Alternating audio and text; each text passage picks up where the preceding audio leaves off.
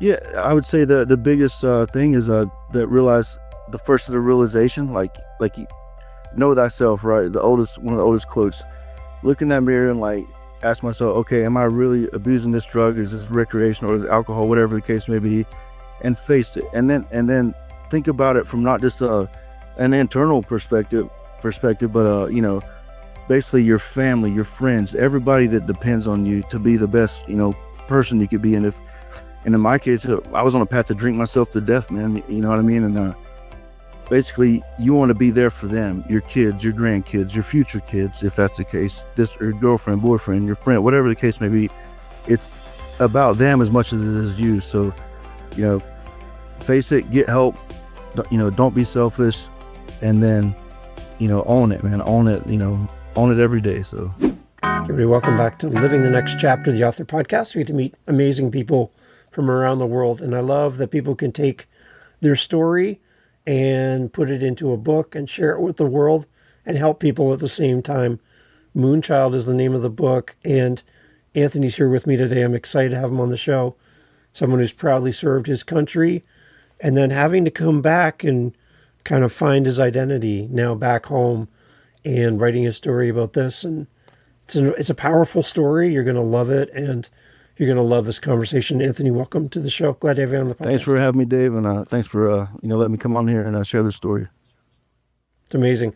Tell everybody, first of all, Anthony, people love to know, where are you in this great big world of ours?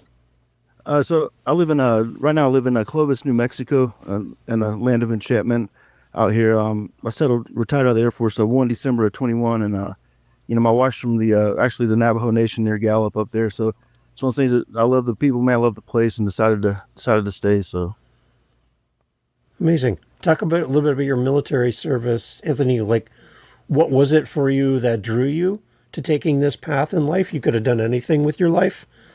Why did you go into the service? Yeah, that's a good question. So I was 17. I'm about to turn 18 my senior year in high school there, and then my dad gives me the typical this dad-son talk there. Like, hey, it's time to either get a job, go to college, or get out. And at that point, man, I really had no desire to go to college or, get a normal 9-to-5 job. And, so I was like, well, I'm going to try the military route. And I talked to a Navy recruiter, and he was talking about being on a boat for like 6 months, and then an Army recruiter. And then finally, I was like, I'm talking about Dad. He was in the Air Force, and about the quality of life of the Air Force and stuff like that. And, so he convinced me, and, next thing you know, I'm on a aircraft, my first fixed wing flight ever, from Charlotte to San Antonio there in July 18th of 2000. I did I didn't start out flying in the Air Force. I did my first job was a weapons loader, what is called load toads, and basically I loaded the fighter jets, the F-15 Strike Eagle, F-16s, and this was pre 9/11, so about a year and some change later 9/11 happened, and there was a point in my life where I thought about the firefighters who ran in the building that day, and I was like, man, like what's different in their DNA, so I really wanted to be that guy, like to put myself out there, test my mettle. And so I joined the Air Force fire department there at 5 years in. I did that for 5 years and still wasn't enough, man. And I get to a point even in the book there where I'm home on leave and I look out and I see the same cracks in the road. And, I was like, man, what we do in life, echoes in eternity, man. So all we can do is leave behind how we're remembered, and I realized that fact. And, what's this brief mortal life, not the pursuit of legacy, right? And so I was like, well, I don't leave cracks, I don't leave craters. And next thing I'm flying on the mighty AC-130 gunship. So did that for 11, as an aviator, 11 and a half years, then retired. So. Wow. Okay. How much did you know about flying and all of that before you got into the service? Like, I'm amazed at how much you learn from zero to being out there and responsible for these enormous, expensive machines. Oh, yeah. It blows my mind. But how much air knowledge and flying did you have before you went into service? So the only flight I had done besides, I guess the only thing I knew about flying was I took in Pigeon Forge, Tennessee, one of my friends and her dad knew a guy that had a helicopter and did the tours over there. And, they took me. It was a beautiful sight. I got to see the Blue Ridge, the Smoky Mountains, and the Parkway through the eyes of a bird, right, of an eagle and something like that. And I knew at that point that somehow, aviation would be a big part of my life. I didn't really know the path I was going to take, and with exception of that, man, I knew nothing, man. Like my first flight on the AC-130 gunship, funny story in the book there, my instructor, it went so bad, man, where like, he said something to the effect of like, you're the reason they have to brief seatbelts on airliners. you know, yeah, it went that bad, my head was spinning. And, we get to a point where he sees me licking my wounds and he's like, man, like, what's the most important word in the dictionary? And I was like, man, I don't know. I only know where I'm at right now. He's like, perseverance, and he's like, I want you to think about that word, what that means to you, and come back next flight ready to go. And basically I understood what he was getting at. You fall down 7 times, get up 8, you just keep going, man, and keep learning. Okay, where did the idea of writing Moonchild come from, Anthony? Like, you come home, like, did you start working on this when you came back home? Is that kind of where the book began? So I started working on it, like, I'll take you back to my last year in the Air Force. Oh, my last few years in the Air Force. But July or just June 8th of 2018, I was involved in a pretty nasty casevac in East Africa, and combat search and rescue on those helicopters. Sometimes we saw the best side of that job that day. We saved 5 Americans. Then we saw the worst side when one got back. He died on the operating table, and that always stuck with me. And the mind's a tricky thing, man. And dealing with those demons. And then I went back to gunships my last year in the Air Force. It was not my last tour to Iraq there. Then it was so slow, and I'd realized that the end was near, right? Like, that my identity, my sense of purpose, that's a real thing when you see your end of your career ending. And then I got back and I hit the retirement button, and what became a weekend drinking habit of like a pint, became honestly a day, pint, at least a day to go to sleep. And my wife gives me the ultimatum of like, hey, like, it's either your daughter and I or the alcohol, and of course I chose my family, and thank God I did. And I'm happy about that. And, I got prolonged exposure treatment. And long story short with that is what that is like, you're a psychiatrist, you write out your story over and over and over. You get comfortable being uncomfortable telling that story, and the first time I told her, man, I cried. Heck, she cried. And, she was always like, you should tell your story. You should tell your story. And then, I said no 100 times, man. And then once I did actually get out, even on terminal leave, I was like, you know what, maybe she's right. Like, when the dust settles, man, like maybe I can pay it forward. Maybe somebody could read this story and decide to get help. And if one person gets help from that book, then it's a blessing, right? So a lot of the words and the missions I had in here, but I ended up doing a LinkedIn search for an editor for like militaries and military writers, and that's where a war journalist, Holly McKay, reached out to her, and within minutes she emailed me back. Next thing I had a phone appointment, and then there's a few months of back and forth of the Word document. Hey, what's this about? What's this about? Really did a good job of getting those words and emotions and getting them on paper for me. And then she recommended a publisher, which she did an awesome job with the cover and the hardware of the book, if you will. And, I just, I felt a lot better once I actually, bled these words on the page. And, I feel like I'm a better man for that writing experience, Well, had you ever written anything before this? So, it's funny you said that. My publisher, he swears I'm a poet, man, but I have like one poem I wrote when I was like, a kid, and my mom still keeps it in this. It's really cool. But yeah, every now and then I'll throw some stuff like that on paper, and really what it was, man, was every time, I wanted to pick up that bottle and drink, man. And that's a strong urge. If you've ever been alcoholic, I feel your pain, man, or anybody out there struggling. But, instead of that bottle, I picked up a pen or pencil and literally scratched paper, then trying to make all this make sense. And in the end, for a veteran standpoint, man, like, we're all just finishing up 2 decades of war, right? So it's very normal people doing very uncommon, extraordinary things, so you're going to have to take that tactical knee at one point, and you feel better once you get these emotions out, these words out. Yeah. I think that's the one thing that I'm at a disadvantage at. I don't know what it's like to come back home and the sense of identity that you have serving and what you've seen and who you've served with and that family that you have and that kind of disconnection, oh, yeah. Right? That coming back to, civilian life. Oh, yeah. I don't even know how you process that. Like, I've had people on the show who, the one gentleman came on, he said that he came back from Afghanistan, and when he got back to the U.S., he still had like like sand on his boots, right? He went to his favorite bar or whatever to meet his friends, and he just came from Afghanistan, so he's flying down the road, and red lights in Afghanistan you don't stop at. He Right. just can't. He just Keep blow going. through Yep. those. So when he got back here, he blew through multiple red lights back here in the U.S. and he got pulled over, and the officer that pulled him over had realized what was going Oh on, yeah. and that he hadn't even like translated back to the U.S. right. And he said, and the officer said, "Are you just getting back?" And he's like, "Yeah, I just got here."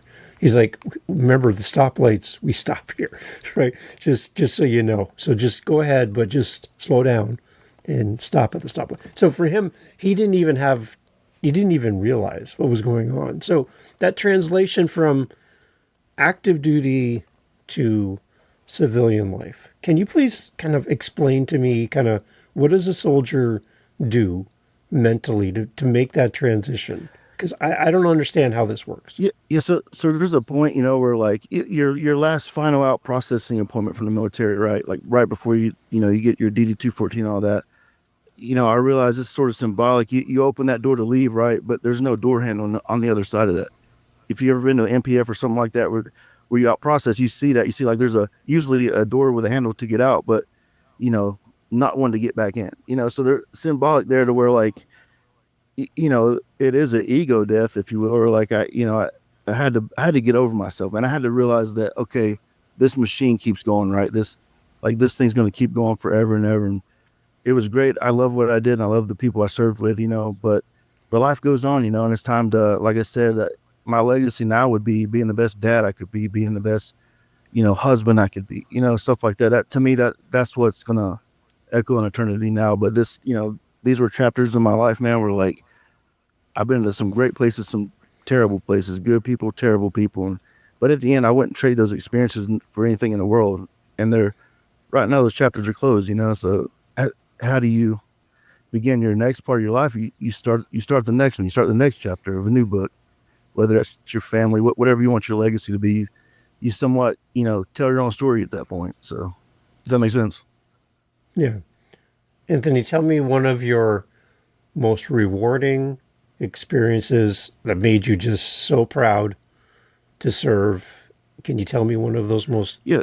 that one that sticks out for you right in the moment? Yeah, you're right. In the moment was my very first actual AC-130 gunship shoot. And on the AC-130, the Spectre gunship, our role is to provide close air support for those unconventional forces. So you're talking your SEALs, your Green Berets, Rangers, etc. Right? And you know, we get basically this. We go to this op, nothing happened. Then we get retasked to another after we landed, and the pilot came back, said, "Hey, there's the Green Beret team.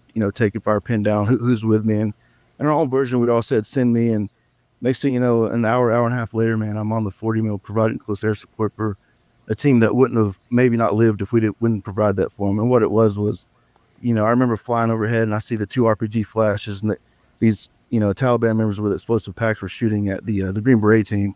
And I immediately went back, got on the 40 mil, and we took out all three of the enemy. The enemy killed in action there that day, and essentially you could tell in the intensity in those guys' voice, and then how it was in the end. Like we got them out of a bad situation. So I guess the point of pride would be like, I got to do more than an hour and a half flight, and I'd done my whole life for my country. And getting trusted with someone's best friend's life, man, that's an awesome responsibility. So When you hear those voices that are in distress, and you guys are on your way to fix it and help them, what is going through your body and your mind when you hear somebody who is really in a bad spot? yeah, there's a huge, obviously, adrenaline rush is a big part of that. And Yeah. you're getting in that mindset where you're getting ready to, and especially on the gun, so you're about to take someone's life, right? But you see the bigger picture is to save your brothers on the ground. You know what I mean? That's what matters, to make sure they get home to their family.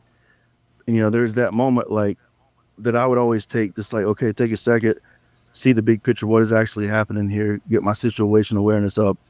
And then there's something you never get used to, man. And it's that moment where the guy on the ground calls you right overhead, and the enemy hears your prop noises and they just start running, man. And Right. that is a feeling, man. never really put in words. And even in the book, I had a hard time with that. But like that feeling of needing that close air support and that split few seconds, like is a feeling that I chased for the rest of my career. I loved it, and um, but yeah, when that's gone, man, that identity, who am I now, when that settles, right? So, but it's a feeling of adrenaline, excitement. I mean, if someone ever tells you they're not afraid going into combat, they're a little bit, they're lying probably. There's always a healthy amount of fear with that.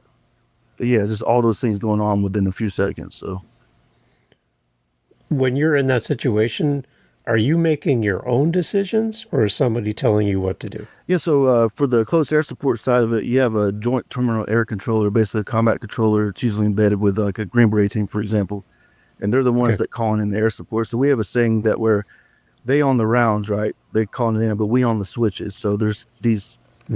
Basically, back then we had 13 crew members on the H model gunship. So every crew member working together, from the aircraft commander back to the aero gunners in the back and the load master, working together in this organized chaos to get rounds out. So the pilot, the aircraft commander, has the ultimate decision, but we talk about it as a crew and everybody's input. And a lot of times there's not enough time for obviously a long conversation. It's within seconds, No. Yeah. But yeah, we get rounds out and make the safest. There's downrange is never ever really a black and white situation, especially in unconventional warfare, right? So you operate in that gray area where there's really just a safe and an unsafe. That's the way I look at it. Mm-hmm. Yeah. When you go through something like that with that kind of adrenaline and that kind of action, how do you come back to kind of a normal Anthony state from that? How do you, like, I can't imagine it just be like you turn it off like a light switch. Like it's gotta, like, how do you deal with that? Yeah, like I had to at the prolonged exposure, like I get comfortable talking about these things, comfortable being uncomfortable talking about it, and then it gets to a point where like I realize like, okay, I compartmentalize this. This is in my past, like I don't do this anymore. Yeah. Like I don't need this Right. level of adrenaline surge, all this stuff. Like, my excitement is with my joy and the calmness of my family, finding exciting moments in the calm, Yeah. doing, fishing, basketball, spending time with my daughter, stuff like that. That's what gets my Love heart it. and my excitement going nowadays, Yeah. What do you miss about the family atmosphere of being over there with people and serving with your fellow soldiers? Like what do you miss about that element of serving? I miss a lot of there's a lot of humor, believe it or not, downrange, and a lot of pranks and stuff like that. But it's all like nothing too bad.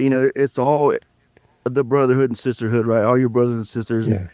And, there is downtime, downrange, and you really get to know each other's like as a person. I say you get to know their spirit, like how they really are, and it is, you miss that camaraderie the most of people. To me, serving was all about them, like your brother and sister beside you and the guys and gals on the ground, right? That's what I fought for. That's what I think we fight for, is each other. Yeah.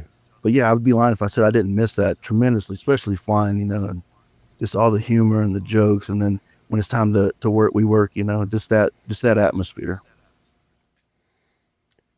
Did you have kids while you were out serving? Like, were they back home, or Y- y- what was the timing for that? Yeah, so I had my daughter at the tail end of my career. I say it was 2016, Okay. When she was born. And so I put her through, I think it was like 3 or 4 deployments there at the end. And yeah, that it does weigh on. I mean, I'd see guys come back and it's sort of terrible because their kids wouldn't recognize them, and I was definitely afraid of that, like where my daughter wouldn't recognize me after coming back after, 4 months or so, even just 4 months. But luckily she always recognized me, and always a running hug, is what I call it when I would get back. But yeah. Nice. Yeah. Nice. But yeah, I could see how that could weigh on men and women very much so if that happened where they didn't recognize them. Yeah. Yeah. Yeah. I had one gentleman say he was on his way to leave for deployment, and his 2-year-old daughter saw him kind of marching Yeah. in front and didn't understand where daddy's going and calling out to him. And he said, like, he's like, I got to hold it together. I got to go. But his daughter's like, where are you going? Like, where's daddy going? And this whole moment was like, he just kept replaying it in his mind. Yeah, there's something It's with a tough. daughter and a dad relationship too. Like, man, that tugs on your Yeah, heartstrings, you know. yeah, So right. So okay, so when you're serving over there, being away from home is another whole aspect. Missing your relationships, missing your family, your connections with home. What did you do to kind of keep tabs on life back at home and with family? What kind of things, how available was it for you to be in touch with people at back home? I'm always curious from a person who's never done this, yeah, what kind of relationships and how that works for you when you're serving. yeah. So back when Afghanistan was back after back, deployments. There was the MWR, and it was basically this place where like you could go and they had Skype set up, and they had show my age will be here, but even the calling cards, you know what I mean. So you would wait for someone else to get off the phone, and then get your 30 minutes with your family or whatnot, and then you see technology develop, and then the Skype came and Zoom, all this other stuff, etc. And these different apps, but yeah, I never really had trouble. I mean, especially when I would say on like working with the USOCOM, that atmosphere, like there was always a ways to reach out to your family. And one deployment, on one of my helicopter deployments, the pilot was given a sat phone, and like, basically he's like, hey, if you guys ever moments notice have to call your family, here it is, type thing. So yeah, Nice. Okay. Yeah, because I always kind of wondered, like, because back in the day, the old days, you'd have to wait for mail yeah, and blah, blah, blah, and it'd be weeks and weeks and weeks before you hear from anybody. And I'm just like, I don't know how I would do, Anthony, in that situation, being that far away from my family. I don't know how I'd handle that. yeah. It's hard. That's the hardest moments, like when you hear a kid's voice or see him on the camera, right? And Right, right. even my parents, they'd send me care packages, and they just always made me feel good that they never forgot about me. Like just that Mm. level of love, for their son still, what, 21 and a half years, they always prayed for me, had my back, and sent me stuff, Had my mom's church even sent me stuff, even tobacco products, believe it or not. So, yeah, yeah. Lot of Thanks, dip, Mom. So, Yeah. yeah. Okay. Okay, what I love about your book, Anthony, is that it's written not only to tell your story, but to help people as well. Can you kind of tell us we'll talk mission talk here. What is the mission of your book as far as the reader? What are you hoping that a reader's going to get from this and connect with you? Who do you want this to help? Yeah, I like how you put that. The two missions or two objectives, I guess, of my book would be like, one, to like identify like, hey, it's okay not to be okay. Like you're going to hit that moment when the dust settles and your sense of identity, sense of purpose. It happens to almost every veteran that I've ever, brother and sister I've talked to realize that this thing goes on, you can get help, and life can still be beautiful, man. You can still be relevant and matter, to each other, to your family. The second objective would be like to show the rest of America and Canada and what these countries are, all of our partner nation guys, right? Like this is what goes on when you're sleeping. This is what your troops are doing. While you're sleeping. But yeah, those two main objectives there. So Who do you think is your ideal reader for the book? I would say anybody in a very like not just veterans, but like these very uncommon jobs. Firemen, policemen, anybody that's served. That's doing these very uncommon jobs, right? Like that would be it. Okay. And then your own personal story. How much of do you tell your own story around addiction and working through that through the book as well? How much of that is in the book? Yeah, towards the end it's pretty addiction heavy with the alcohol stuff, and Okay. yeah, and it talks about recognizing, that's the first thing you do is someone's recognized you have a problem, then you recognize it, right? And then you get help, and just painting that picture that yeah, it's fun, and I know there's this culture with alcohol, especially with aviators, but at the same time, man, there's a limit to everything, and I cross that limit a lot, and I realize that. So I think the one thing about alcohol, when I talk to people who are struggling and still working through it over the years, is the fact that alcohol is such a social thing, yeah, right? Like people are just having a beer and a barbecue. Right? oh yeah, It's like it just seems to be everywhere, and it seems to be so easy to be part of your world. oh yeah, It's difficult for people who who haven't been on this path to understand what it's like to have to face that, right, in a social setting. So for you, like, how do you deal with that today when it's around you and just part of your neighborhood and your community? Yeah, so this was pretty recent, but I was at a casino and and actually I go to eat this place and they put us right beside the bar, and then uh, this lady asked, sort of my story. She's like, "Hey, like, is it hard? Was it hard for you to quit? Is it still hard for you?" And I'm like, "Every day's hard, like right now I see, Mm-hmm. these tequila shots getting poured over there, and I'd be lying if I was like, man, I don't want that right now. I want that, right?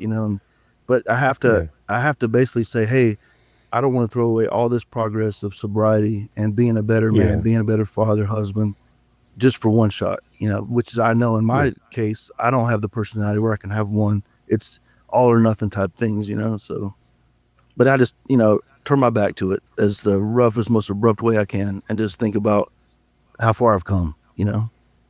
Yeah. What is your story as you look back at writing through the book and everything that you've done to get to this point? How are you hoping this impacts your family, your kids? Like, what is your hope for them as they grow up under the shadow of dad and serving and all of the things you've been through? Yeah, I would say, to paint a picture for my grandkids one day, like, hey, when they ask what did grandfather do in the war, right? Like, or the wars, as bad as that sounds, the wars, and then this is what he did, it made a difference, made an impact, he decided to live boldly, and to be in the air, man, and the very pointy end of that spear, and to do something that was noble and mattered, and he left every night looking in that man in the mirror and saying, yeah, I gave 120% towards the mission and towards my family every day. That would be the theme, and the theme of perseverance I would want them to get. That an aircraft takes off against the wind, not with it, so just keep going. Mm. So, Hmm. I like how I like how you use that. That's good. What about your legacy through the book? What are you hoping this book does for you into the future? yeah, I hope that it's at least a remembrance, of some point, that, you look at aviation, man, and the way it's going, there is, the actual aviator, right? And 2% of the list of force fly in the Air Force, and like the actual aviator part is really going away if you think about it with the unmanned stuff and with the AI, all this stuff is developing. But I would want it to be like, man, that was a guy that actually, flew, man. He got to actually aviate, navigate, and communicate with his best friends. And 20 years from now, it probably won't even be a thing, man. It'll be all unmanned and stuff like that. Right. Yeah. So, I had a gentleman on a while ago. He flew Black Hawk helicopters, and when he came back, he's like, it's got. He said, when you serve, you either come back loving what you did, or you're gonna never do it again. And he's like, I don't want to fly a helicopter. I don't want to do that ever again. And he doesn't interest him anymore. For you, is flying still something that's your passion? oh Are you yeah, still interested in that? Like, do you get a chance to go and do anything like that now? yeah, yeah, 100%. So right now I do so a lot of the flight simulators here on at the Air Force Base here. Basically, I build these scenarios to where, like, whether it's on the gunships or the MC-130, stuff like that, and Oh, then, like, you basically, it could be emergency procedures, it could be something as simple as the weather, it could be failing their communications, it could be threats on the ground, shooting apps, stuff like that.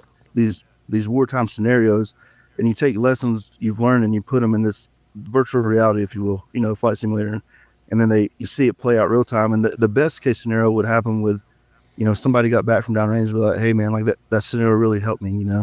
It was a similar decision we had to make, something like that. So yeah, I'm definitely keeps me, I would say, somewhat in the game, but not really flying. you know. Um, yeah. but yeah, if that makes sense. So How realistic are those scenarios that you're creating for people as somebody who's there and you did it? Does it take you back oh yeah, yourself? Like, do you feel like it's like really like accurate? oh 100%, yeah. Especially Yeah. the gunship ones. Like these scenarios play out. And it's virtual reality. You could tell it's still like virtual reality, right? But like it's very clear, man. And millions of dollars have went into these things. They actually Yeah. move, and even when the 105 shoots the howitzer, right, the simulator will move just like we would in real life. So yeah, definitely, it could take you back, and it is like a movie Inception or something, a dream within a dream. So yeah.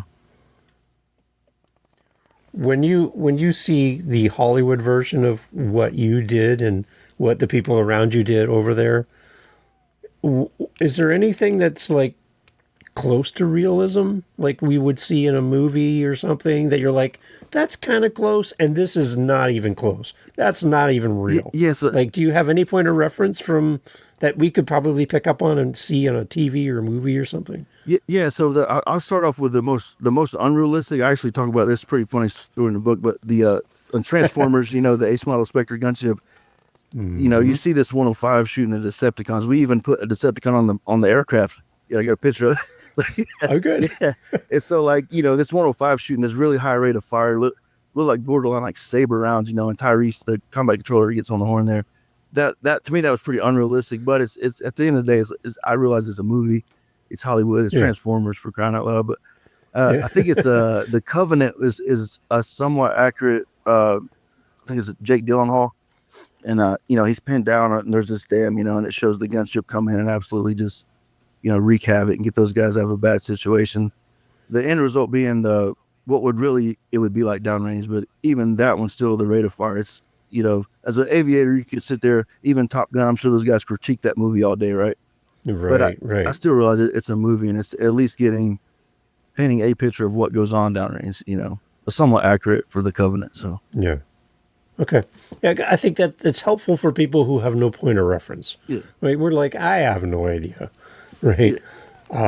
Yeah. So like I've had people on that, are they're pilot instructors and stuff, and they talk about what they do, and it's like, I have no idea. Right. So it's interesting when we can put it into context and maybe something we would identify with. Oh yeah. Maybe helps us see a little bit more to realize, well, that's Hollywood. That would never happen. Yeah. Right? Yeah. And a lot of those on the sort of same line of questioning would be like the the Modern Warfare games. All these people ask me if I play or zombie gunships. So I'm like, man, I don't really play those games because I did this life for so many years, and then now I'm doing a more realer virtual reality as my job now. So like when I'm done with work, I'm done with it. You're done with it. Yeah. Yeah. I don't need to play the game. I've been there. I got the shirt. I know this. 100%. Right. I love it. Okay. As an author now, like you have this to your credit that you have the book out in the world, and that's amazing. Do you think you're going to keep writing as an author? Do you have more stories to tell? Yeah, definitely. Working on sort of grassroots of it right now, but working on another book. But what I really want to do, man, is I don't know how I'm gonna skin this cat yet, but it's just to create a hub, right? Like a central place where veterans and first responders, whoever, could come and basically get their nonprofit like published and edited for free, their book, if they wanted to get something out there, because like I said, every veteran has a story. I truly believe that, and you feel so much better when you tell the world, man. And sort of what I was telling you before, God bless authors, man, and God bless podcasters, because without these things, like these stories die in the desert, right? And I don't want that to happen. I want everybody's story to matter. So there's people listening to this, Anthony, and maybe they want to help you in this dream. What do you need to make this a reality? I would say like how to build that website, and then I would need publishers and editors. That'd be the three big things from the get go I would need, and then just traffic, getting people to it, and getting encouraging people to tell their stories. What kind of authors, like what kind of people are you thinking about to come and write? What kind of do you have any kind of guide as far as who you'd like to work with as a fellow author? Yeah, I would say definitely any veterans, policemen, firefighters, all these. I don't know how to categorize these jobs, but these very, uncommon jobs, Yeah. People who run towards problems instead of running away from them. 100%. Yeah. Right. Yeah. Do you think when you think about addiction and everything, do you run from your problems or do you run at them? Well, I used to run from it and deny it, right, and over and over. Right. But now I face it head on every day. Like, did I hold myself accountable, right? That accountability mirror. Like, did you drink today? No, okay. You don't want to throw away all this progress, and think about your family, So yeah, now I run towards it and face it that I did have a problem. Mm-hmm. And, but now I have a little more arsenal, right? To where like, okay, I got some space between me and my past alcohol abuse, Yeah. That's important to you. Oh yeah. Yeah. Cause I think like, it's a way like if you don't see your progress and I feel better physically, obviously that stuff mentally from not drinking, like, but if you don't see your progress, the fruits, then you're not going to want to do it as much. That's how I am anyway. Very, very transactional with myself at that point. So, Anthony, talk to the person listening who is struggling, but nobody knows, Yep. right? It's a silent thing they're wrestling with, and they haven't got to the point yet where somebody's called them out on it and said, make a change, or, we're going to leave or something like what happened for you. But they're struggling and nobody knows, but they're listening to this with their headphones on.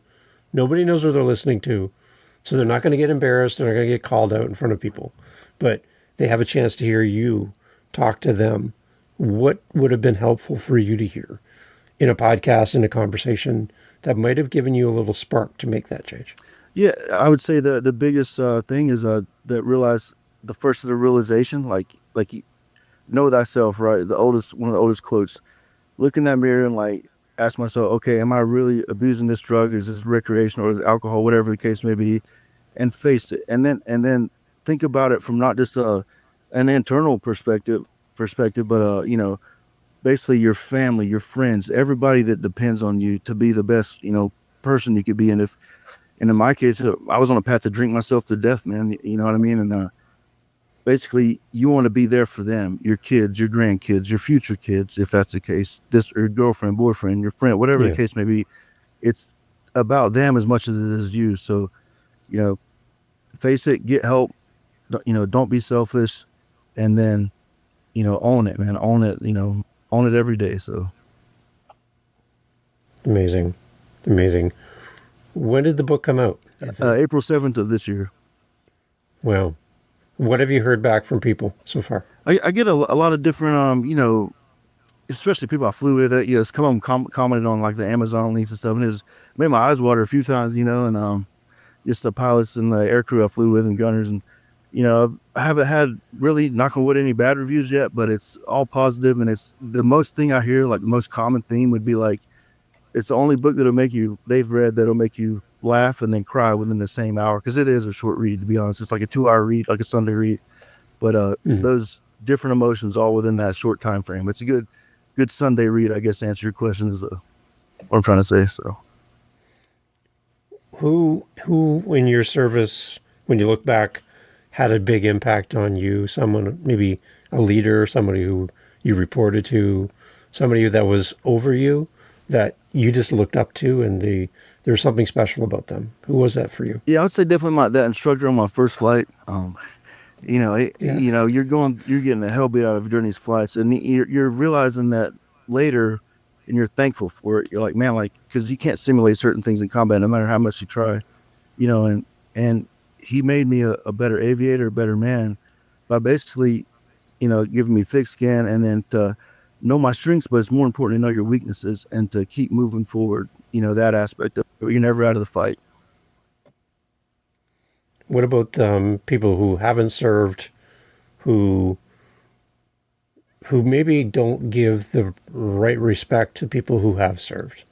I kind of hear some of this here and there, and I just want to talk to that person and just kind of reinforce about these brothers and sisters when they come home and what they need when they get home. How can we be more respectful and honor and supportive for those people when they come back to home life? Yeah, I would say first of all, it has gotten a lot better though. Like since like Vietnam, right? I couldn't imagine what those guys and Yeah. gals went through when they got back. But I would say to that person, like, first of all, that if they feel that way, like that, that's how they feel. I respect it. We're free countries, but I serve for them to believe that, in the Yeah. end, and then, but also to be like, if you really care, like, there's a difference between saying, your friends, right, and they go over there and they come back, like, to say, hey, how's it going, man, or like, hey, how you doing, really, man? Like, I know you just dealt with a lot. Like, actually ask that question, But yeah, I guess that does that make sense? Yeah. Yeah. So when you come back, do you still have connections with people that you served with? Oh yeah, quite a bit. Yeah.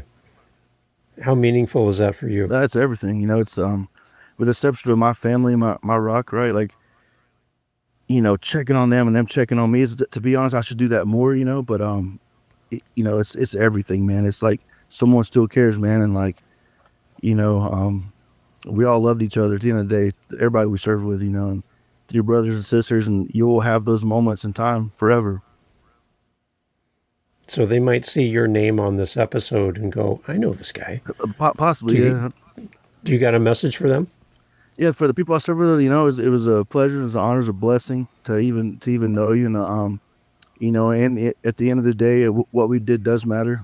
We all have to believe that, and freedom is it's definitely not free, not to sound cliche, but it's definitely not. And what each and every one of them did matters, and the highlight of my life was just to simply know them. So, excellent. Anthony, it's great. Where do we connect with you, Anthony, to find out more about Moonchild, and to connect with you, and maybe there's something else coming down the road from you, some more writings? Where do you want to send the listener to connect with you? Yeah, I would say there's a Facebook page is just titled Moonchild, and it has me, looking out the window with my MVGs on the gun strip, and that's always a good one. Then my Instagram is Marco_Brello21 is my handle there. And then with the exception of that, as far as the book goes, anywhere they sell books, Amazon, Barnes & Noble, you can order online. And, I greatly appreciate everyone's support. So, and thank you, Dave, for letting me tell this story. It's amazing. Thank you for sharing this book with us. Thank you for being open to talk about kind of your struggles and how you're working through this. And I can tell you, your family's proud of you, not just for your service, which is huge, but for coming home and being that dad that your kids love and your partner loves. You're just a great guy, and I'm sure that this book is a great example to them, that there's a legacy for them to hold on to. But I can tell you, they're probably so proud to see you share your story in this way. So, Anthony, thank you so much for doing this. Thanks for having me, Dave. It was a pleasure, man. Honestly, thank you. Excellent. Everyone, all information for Anthony in the show notes as always. When you buy Moonchild, I'm asking you, leave a detailed review. Anthony, I'd love to hear your thoughts about the book, what stood out for you, what part of the story stood out for you.